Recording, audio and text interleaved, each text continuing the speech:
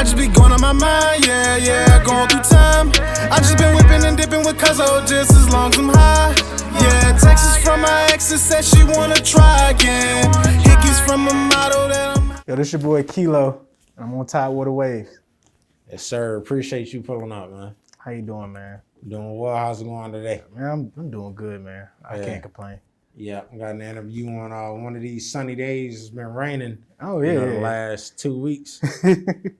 Yeah, I was hoping we get some snow. To be honest with you. Yeah, me too. Yeah, I mean, if you can get rain for 10 days, might as well drop the temperature and get some snow. You know, close down everything. I ain't gotta go to work. You know, all that stuff. You know. Yeah. Yeah, that's not affecting a lot of people working remote. So it's like, shit, it's snow. Oh yeah, you still gotta work. See, I still gotta travel, so yeah. Okay, yeah. Shut it down. Yeah, Shut it. Yeah.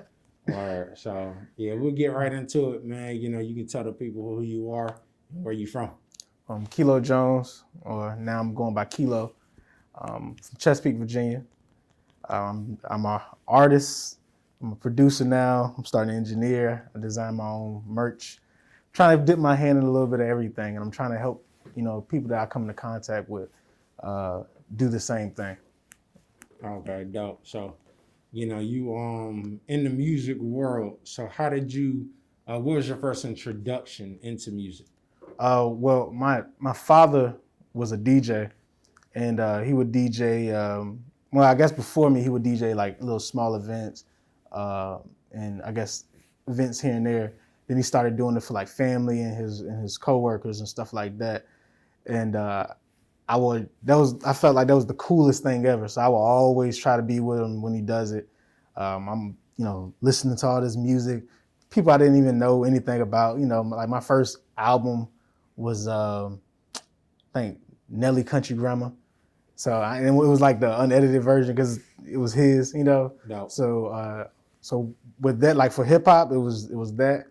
My grandfather on my mother's side was also a DJ. He had his own little radio station for a while down here he used to go by the name of DJ Teddy Bear. And he played like a lot of Sam Cooke and Ella Fitzgerald, all those old type of things. Yeah, the smooth. Yeah, so I love that. So just music in general, being that it was around me, I just, I had no choice but to, love it. And then I ended up doing it seriously probably a couple of years ago after my son was born. And I was sitting there like, I want my son to be able to do anything. I always say to one of my favorite people on this earth is President Obama, because, just being a black man from Chicago, regardless of what people think he did, just him getting there, it was enough to show that you can be anything.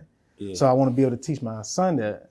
I'm like, how am I gonna teach him that? And I ain't even, went for my dreams. Yeah. And my dream has always been music. So, I'm here doing this, and I got some success doing it. So, I guess I'm doing the right thing right now. Yeah. So, that's a great message to send. Like you say, representation matters. It's like know that something's possible. Mm-hmm. But I do want to dive more into the music. So what type of music do you do, like mainly, and you like what other like types of music do you pull from to make that happen? So originally I started off just what I would say doing the type of music that I listen to. Like I didn't really want to put a label on that at first, and so it ended up me doing a lot of, I would say Childish Gambino-like songs, but then it also ranged to like, aggressive 50 Cent type content, because that was my favorite back in the day. Like that was my, there's probably a period of time, probably from 2000 to probably 2010, where I can quote any 50 lyric, like, if you played it. So, right. So a lot of my songs still kind of have a lot of his cadence, or at least my earlier songs did. And then I started really embracing like who I was as a person, and putting my own messages in there. And it kind of evolved into this nerdcore mixture with like just still more pure hip hop in there.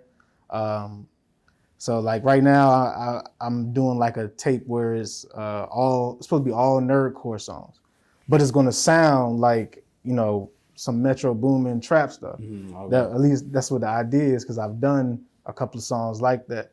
I can tell you about one song on it. Right now it's called Slytherin, and the whole time I'm talking about a scene in Harry Potter, like in the sixth movie, where Harry ended up accidentally killing Draco. And so in the song, I'm just talking about, I'm talking about what's going on. Last time I shot the chopper, and I'm going hard.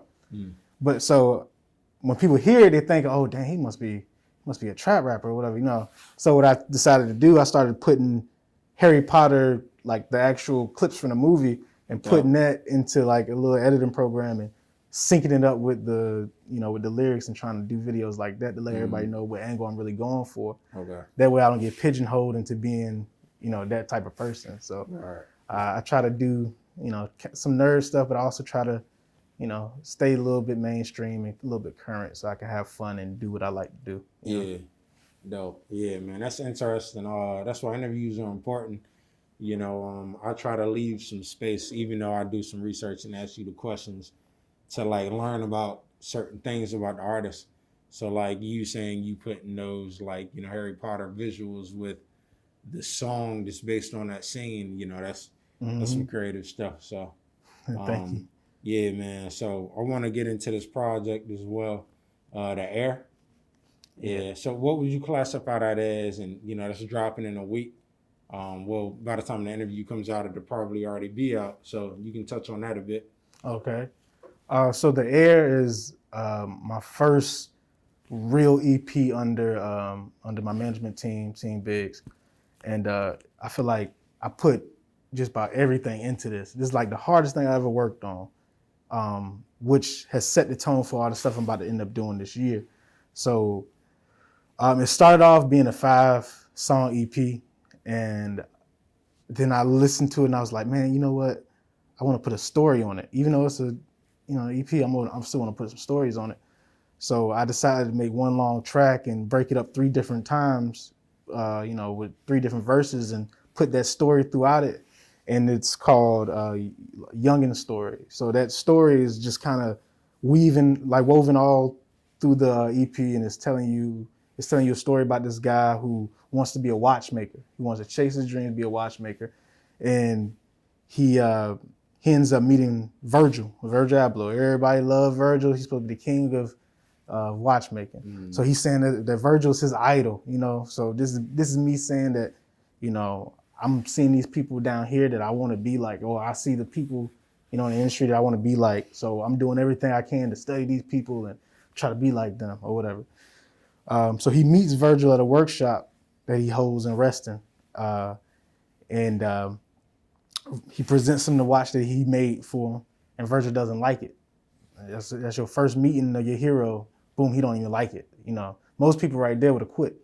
Most people would have, said, nah, well, guess that's not it. So that's saying that, okay, my first time out, people didn't like my music because I didn't know what I was doing. So boom, all right. He goes back again to work on a new watch.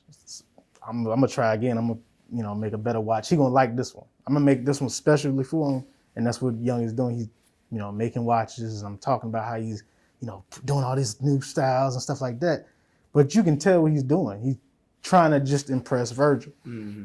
So that's me making all these little dance songs, not dance songs, but like, a pop song or a mainstream song that I wouldn't like, trying to present it to the world for acceptance.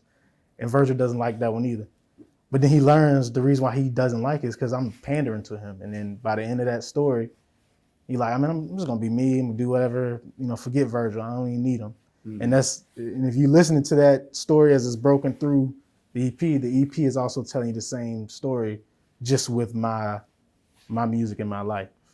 So I decided I wanted a good story like that, and I wanted to be able to, bring people in. So I got really excited. So I feel like this is gonna be the best put together project I ever did so far. Yeah. Sound like a movie. Yeah. It definitely is. Yeah. So do you write, or what is your creative process when you're creating these types of songs?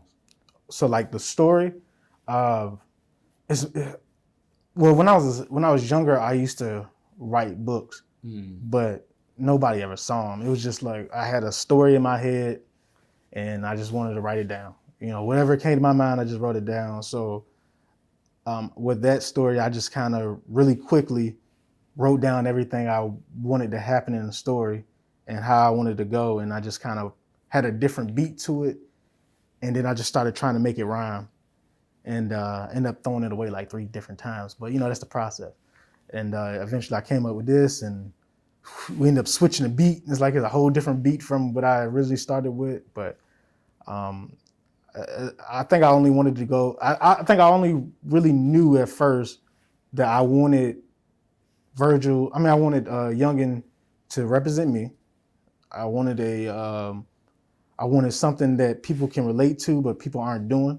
So instead of me saying rapping, I was like, all right, let me think of something that's really flashy that people will really respect, and there's a big name doing it. And I hear think Drake talk about Virgil. Going did my little research on Virgil, did all something like, yeah, definitely the king of watchmaking right now. So I used that as a example, and went on from there and just kind of just kept writing until I couldn't write no more. All right, dope. Yeah. So who are some of your inspirations when you lock in, or just in general, just music that you listen to? Originally it's 50, because that's definitely all I listened to when I was a kid. Childish Gambino, Lil 21 Savage, Uzi and Future, because they're like Uzi, Future, and Young Thug, because the melodies are just like amazing. So it's mainly those, but I try to listen to everybody, and whatever I can pick up on the way, I just try to see what I can hear and see if I can make a version of that is probably the next step of that. And if I can't, I just say whatever. That's that. That's that. Or whatever. Or so, when you listen to these artists, I know 50 especially, but like, do you study, or is it more so like it just kind of resonates with you and you apply it, or you like make a conscious effort to like, all right, how am I gonna pursue this music? So with 50, it was just that just kind of became who I was as a person, because that's all I was listening to. So that was just kind of just stuck on me at that point. I'm still shaking that now. Like, you ain't had no choice. Yeah, like 50 chose me. Yeah. So I'm still like the way I'm rapping now. I still try to get out of that. Like even when I perform and I do the 50 just come on stage and do this. Like I do that, and I'm like what is this? What's going on? I try to break myself out of that. But I think with everybody else is more of, I just want to know if it's possible. And if I can hear that it's possible, then I can do a new version of that. Not anything like what it was just doing. Like, it's more like, if I know that you can break the rule or break something that I think is a rule, because that's how I think. If I see that there's a rule there and I'm like, dang, how does somebody get to that way? How does they get their songs that way? And then I hear somebody do it, I can just go, oh, okay, well, if you can do that, then I can move this here and move this here like that, and I kind of go from it like that. And that's somebody I like. Andre 3000 is somebody I studied like that. Like I learned how he would purposely rap off beat to try to come back on beat, and he does all this crazy stuff. So I'm like, oh well, this man is limitless. I can kind of do anything now, because this man can just do all types of crazy stuff. So. Yeah. So that's kind of how I look at it, like that, like a nerd, just kind of analytics and stuff. Yeah, man, you got to. Yeah, I feel like that creates greatness. What you're saying, and I haven't heard of that method, but just thinking about it and where that puts you when you're actually trying to. So it's like you make something that difficult, you're off beat, and then you do a regular song. It's like it's nothing. Yeah. Then when you get the right song, it's kind of like, oh, okay. Yeah. This one's easy. I can do this one, because you put yourself through hell through the other songs. Even if you didn't record it, just trying to. I try my best to try to write different sometimes, and it'll mess my brain up for a while. Give you like a little block, but then you switch back to something normal, and it's easy to go back to it, and I can I don't know why, but I don't Yeah. know. That's how it works for me. So Okay. So yeah, and I do want to talk about performing, but before we get into that, how's the pandemic and just the things that well, it's 2021 now, but like started and transpired in 2020, affected you and just your music and business. in reality, uh, the only thing that's really affected now with me is the fact that there's no shows. Well, not as many shows, and the shows that you do have, they're kind of virtual. There's not that much, uh, fan interaction there. I want to be able to pass out some stuff for an idea, but you can't do that.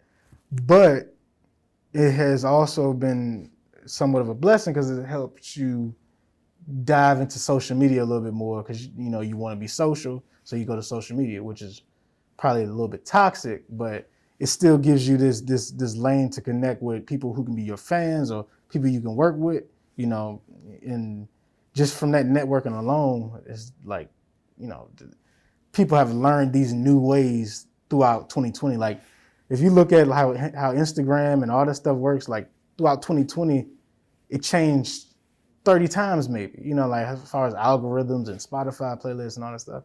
So we was all in the house learning how to do that.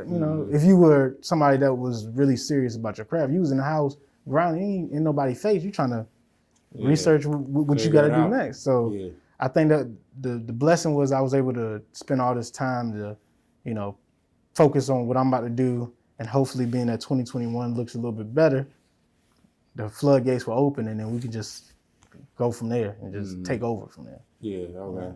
Yeah, that's dope. So, we spoke on 2020 in the past. What you got coming up next beyond this EP? Just the rest of the year. What do you got planned for 2021?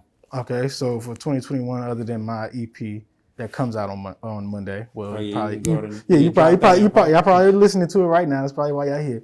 I have a tape with Arcade the Sage. We don't really have a title for that yet, but it's coming along. We probably halfway done on that one. So that's like a nerdcore mixtape that we're going for.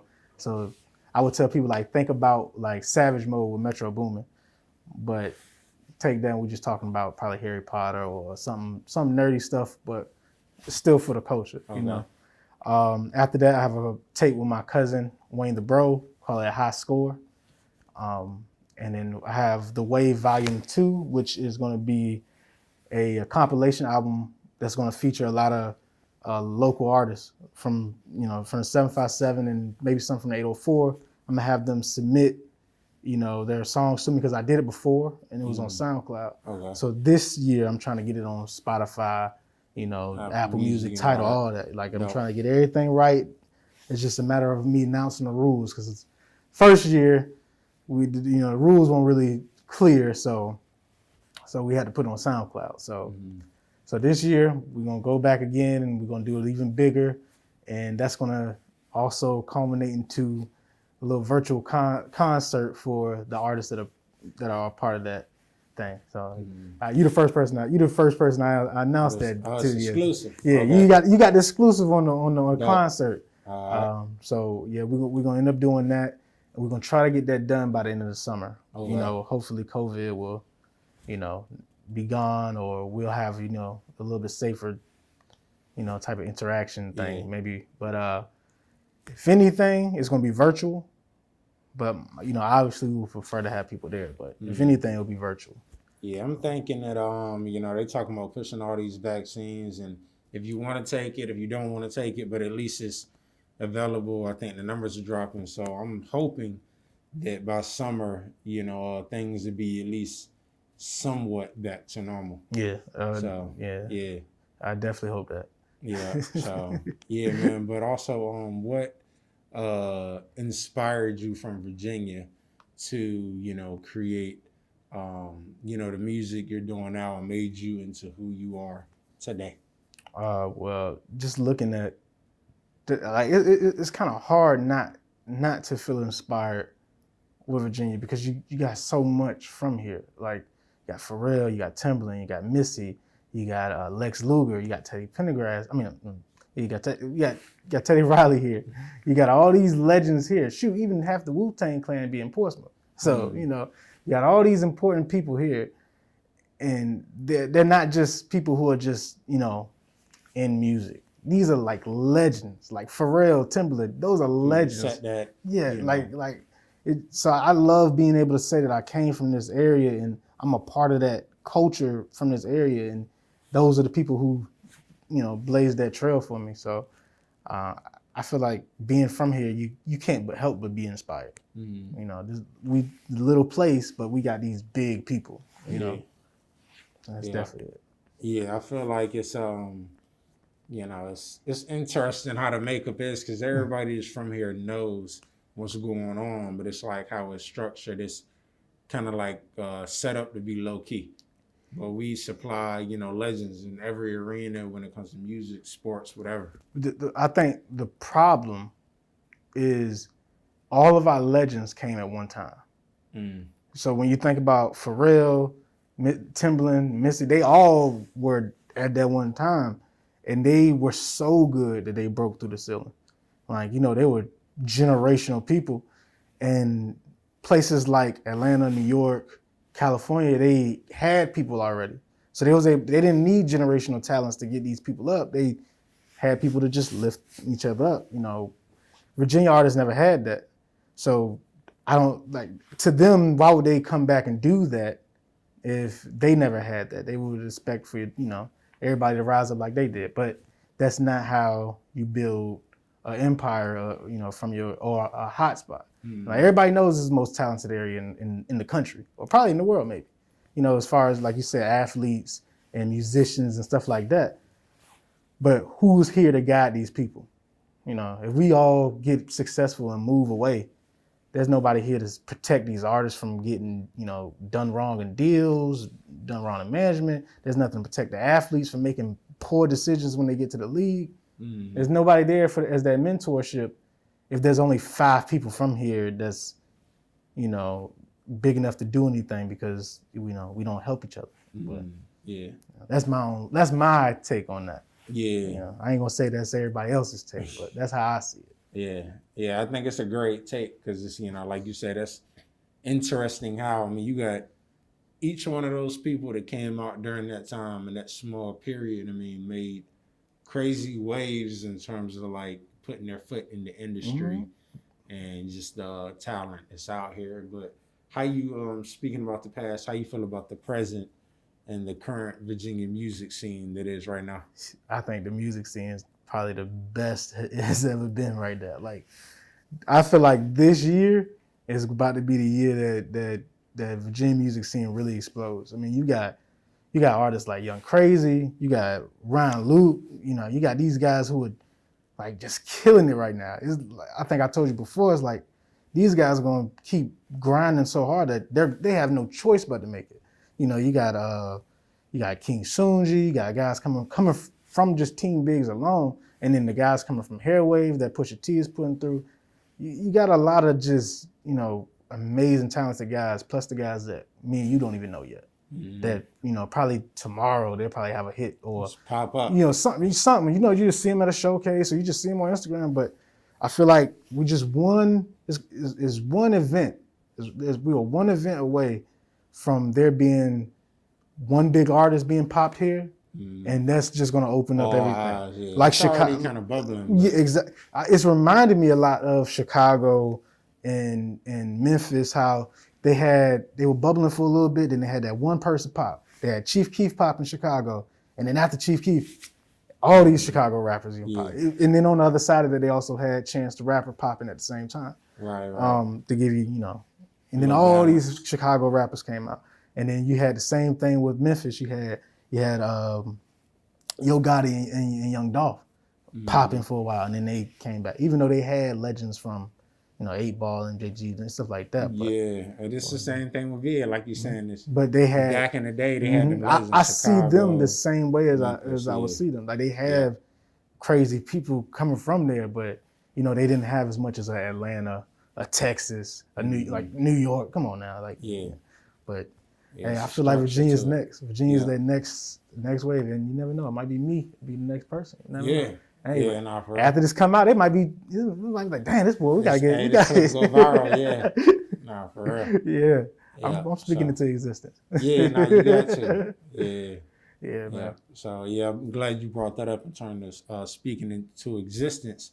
So where do you see yourself? Like, I don't even want to put a limit on it, but so just like that point where you just feel like, yeah, I made it. Maybe 5, 10 years could be, sooner than that. But like, where the end goal of where you're trying to get to. As far as music, um, a label. I really want a label, but here, I've You're draft. trying to set one up. Okay. I want my own label, but in Virginia, and specifically in the 7-5, I drive through Norfolk and Virginia Beach and Chesapeake a lot. Just kind of sometimes you gotta drive, Yeah. and I just be looking like I put the label right there. I put it right there, So that's always something I'm gonna always try to speak into existence because I would love to be the guy responsible for that huge wave of Virginia artists that's coming out of here.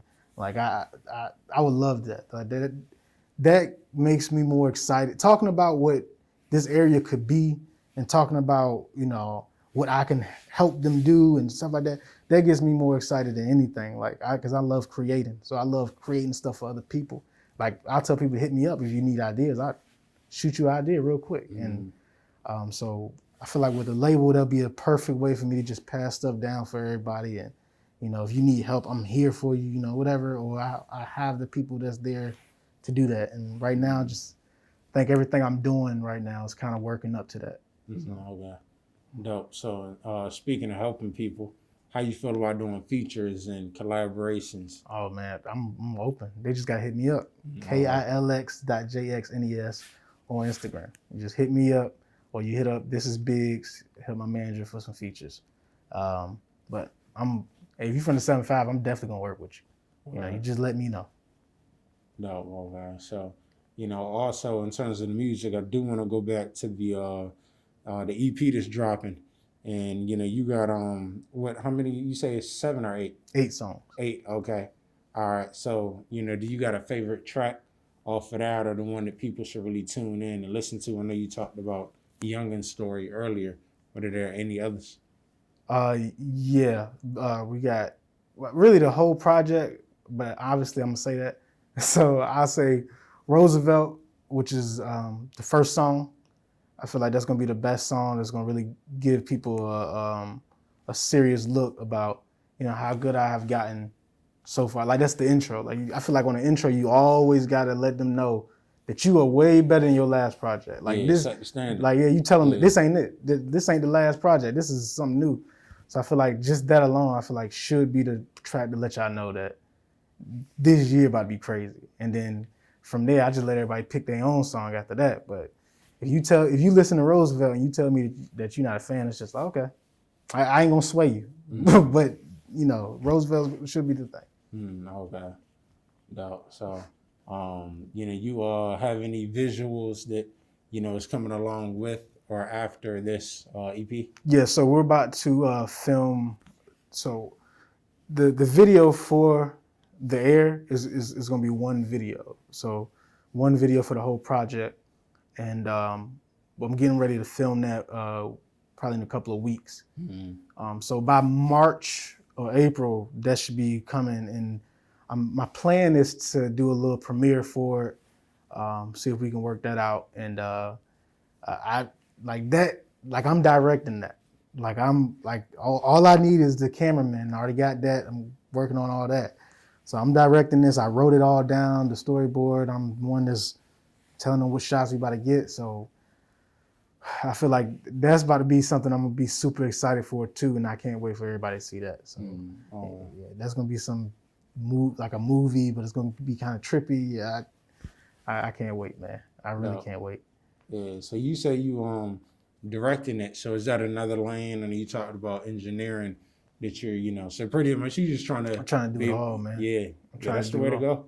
Because you got all the resources. Yeah, you find out what you're good at. You find out what you're really passionate about. I know I'm passionate about music, but hey, I might be a good director, which I always wanted to do too. So Yeah. Two birds, one stone. You know, when I get to Hollywood, and I go Hollywood on everybody. I can get my own movies. You know. Yeah. Hey, soon as we call going VA. We're gonna call it go at VA. Yeah. I'm coming. We're gonna film a Marvel movie right here in Norfolk. Hey, you said Marvel? A Marvel movie right here in Norfolk. Yeah. Oh, yeah, you be following that? Captain Marvel gonna be right here in Diggs Park. Yeah. Yeah, that's the plan. Yeah, Marvel definitely set up a crazy.